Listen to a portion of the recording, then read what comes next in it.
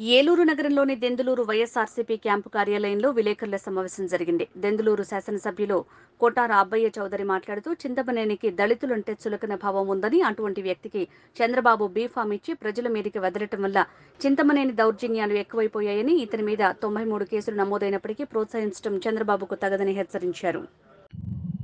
చింతమనేని ప్రభాకర్ అనేటువంటి వ్యక్తి ఎన్నికల ఎలక్షన్ క్యాంపెయినింగ్ నిమిత్తం గ్రామాల్లో తిరుగుతూ ఒక అరాచకమైన సృష్టిస్తూ ఉన్నాడు.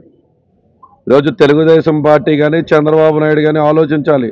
ఇటువంటి దుర్మార్గుడికి, ఇటువంటి దుష్టుడికి ఈరోజు మీరు బీఫామ్ ఇచ్చి పంపించడం జరిగింది. ఈ దెందులూరు నియోజకవర్గం 5 సంవత్సరాలుగా ప్రశాంతంగా ఉన్నటువంటి దెందులూరు నియోజకవర్గాన్ని ఒక్కరన్నటువంటి ప్రచారం, అతను చేసినటువంటి అరాచకం ఈ నియోజకవర్గంలో అంతా ఇంత కాదు. నిన్న ఒక్కరోజు ఇతను లక్ష్మీపురం అనేటువంటి గ్రామానికి వెళ్తే ఆ లక్ష్మీపురం గ్రామంలో ఎర్రా చంటిబాబు అనేటువంటి వ్యక్తి ఇంటి దగ్గరికి వెళ్ళి అతను కేవలం లేదు జగన్మోహన్ రెడ్డి గారి ప్రభుత్వంలో నాకు మంచి జరిగింది అని తన ఇంటికాడ తాను ఉన్నటువంటి వ్యక్తిని నువ్వు డైరెక్ట్గా బండి దిగి వచ్చి అతన్ని కొట్టడం వాస్తవం కాదు.